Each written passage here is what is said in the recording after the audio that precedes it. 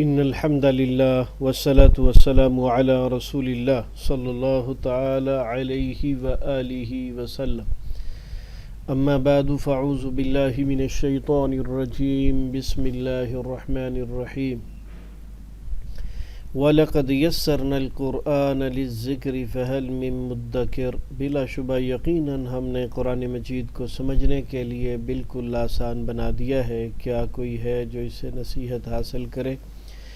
اللہم صلی علی محمد النبی الامی وعلی آلہ واصحابہ وبارک وسلم۔ ہمارے آج کے سبق میں ہے سورۃ البقرہ، آیت نمبر 130 تا 132۔ آیت نمبر 130 میں اللہ تعالیٰ فرماتے ہیں وَمَن يَرْغَبُ عَن مِّلَّةِ إِبْرَاهِيمَ إِلَّا مَن سَفِيَ نَفْسَهُ وَلَقَدِ اصْطَفَيْنَاهُ فِي الدُّنْيَا وَإِنَّهُ فِي الْآخِرَةِ لَمِنَ الصَّالِحِينَ۔ اور کون ہے جو ابراہیم کی ملت سے بے رغبتی کرے گا سوائے اس کے جس نے اپنے آپ کو بے وقوف بنا لیا، اور بے شک ہم نے اسے دنیا میں چن لیا، اور بلا شبہ وہ آخرت میں یقیناً صالح لوگوں میں سے ہے۔ راغب یرغبو کے بعد اگر فی آئے تو اس کا معنی کسی چیز میں رغبت رکھنا، اور اگر عن آئے تو اس کا معنی بے رغبتی ہوتا ہے۔ ملت ابراہیم سے کیا مراد ہے؟ ملت ابراہیم کی وضاحت اگلی آیات میں آ رہی ہے، یعنی ایک اللہ کی عبادت اور اپنے آپ کو مکمل طور پر اس کے تابع فرما کر دینا۔ اس آیت میں یہود و نصارہ اور مشرکین عرب کی تردید ہے کہ وہ تینوں ملت ابراہیم کے دعوے دار تھے، مگر عملاً اس سے بالکل بے رغبت بلکہ شدید مخالف تھے۔ انہوں نے اس میں شرک و بدعت کو شامل کر کے اپنا الگ الگ طریقہ بنا لیا تھا۔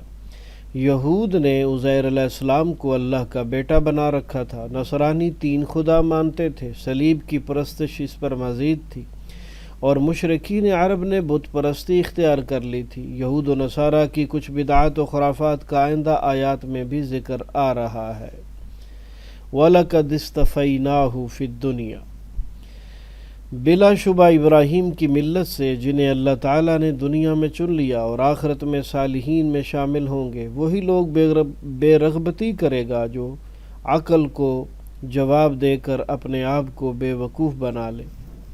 آیت نمبر 131 اذ قال له ربه اسلم قال اسلمت لرب العالمین، اور جب اس سے اس کے رب نے کہا فرما بردار ہو جا، اس نے کہا میں جہانوں کے رب کے لیے فرما بردار ہو گیا۔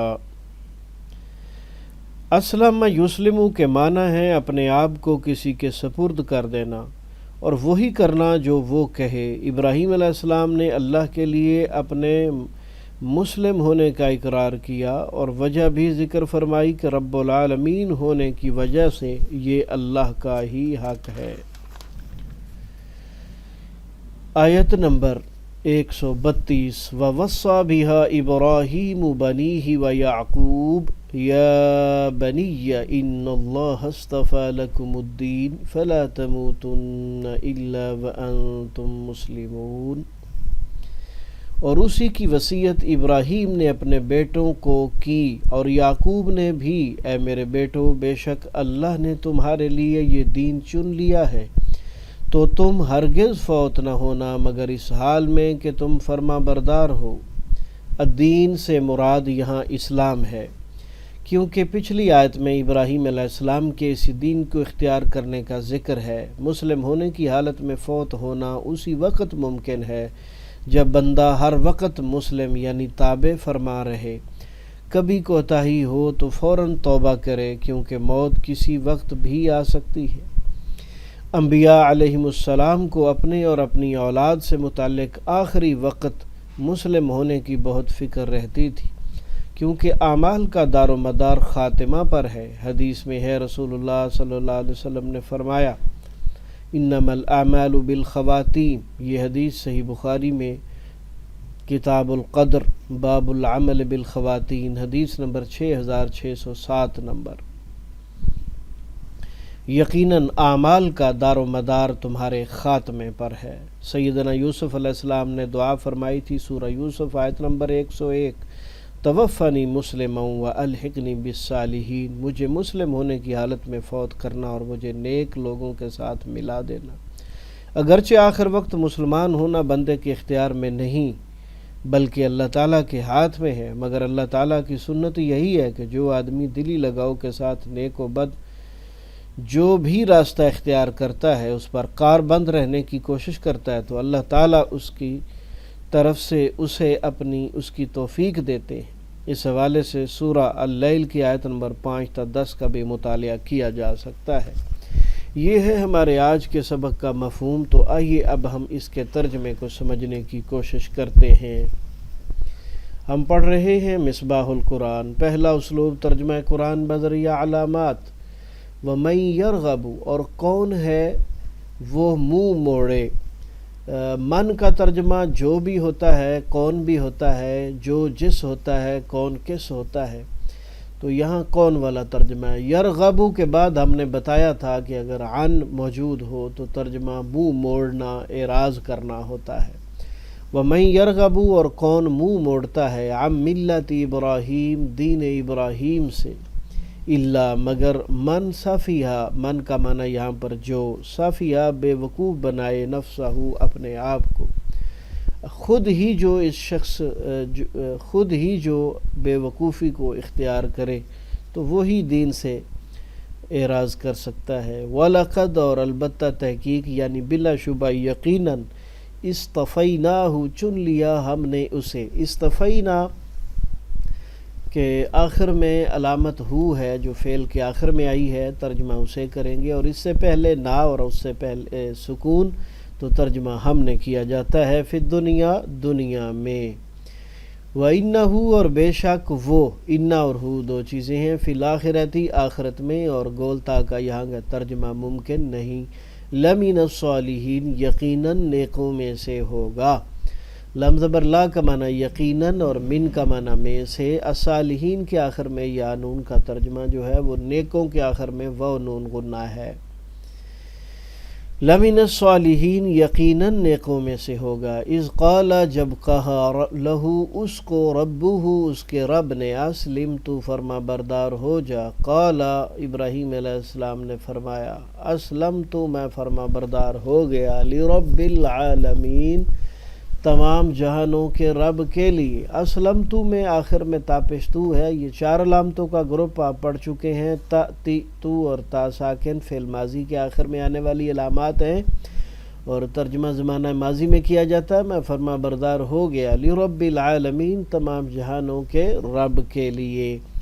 ووصّا، اور وصیت کی، بہا اس بات کی، ابراہیم علیہ السلام نے، بنی ہی اپنے بیٹوں کو، ویعقوب، اور یعقوب علیہ السلام نے اپنے بیٹوں کو، یا بنی، یا میرے بیٹو، ان اللہ، بے شک اللہ تعالیٰ نے، اصطفیٰ انتخاب کیا، چن لیا، لکم تمہارے لیے، الدین دین کو، یعنی دین اسلام کو، فلا تموتن، تو ہرگز تم نہ مرنا، الا وانتم، مگر اس حال میں کہ تم مسلمون، سم فرما بردار ہو۔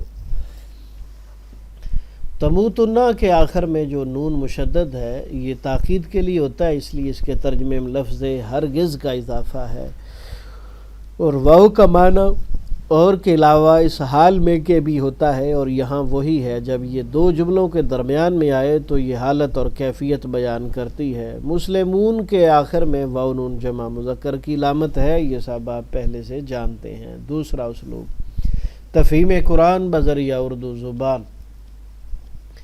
وَمَن يَرْغَبُ، اور کون منہ موڑتا ہے، یرغب رغبت، عن ملت ابراہیم، ابراہیم علیہ السلام کے دین سے، الا مگر، من صفیہ جو بے وقوف بنا لے، نفسہ اپنے آپ کو، وَلَقَدْ، اور بلا شبہ یقیناً، اصطفیناہ ہم نے چن لیا اسے، مصطفیٰ، احمد مصطفیٰ، محمد مصطفیٰ، ہاں جی، چننے کے معنی میں، فی الدنیا، دنیا میں، وَإِنَّهُ، اور بے شک وہ، فی الآخرت، آخرت میں، لَمِنَ الصَّالِحِينَ، یقیناً نیک لوگوں میں سے ہوگا، نیکوں میں سے ہوگا۔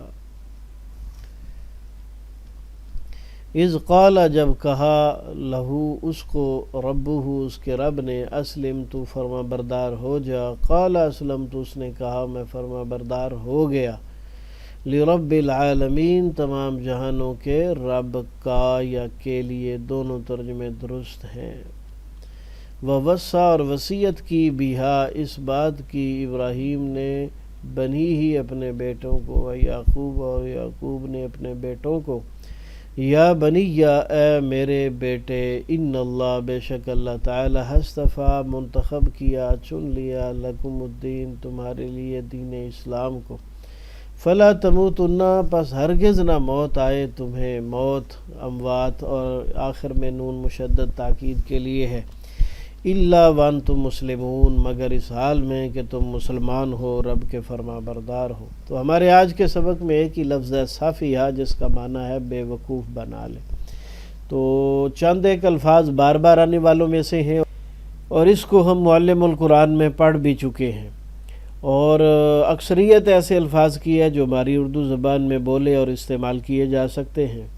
اللہ سبحانہ و تعالیٰ سے دعا ہے کہ وہ ہم سب کو صحت و سلامتی اور ایمان والی زندگی عطا فرمائے، اپنی رحمت سے نیک صالح اولاد عطا فرمائے، اور جو اولاد اس مولا نے ہمیں عطا کر رکھی ہے ان کو نیک بخت بنائے، ماں باپ کا فرما بردار بنائے۔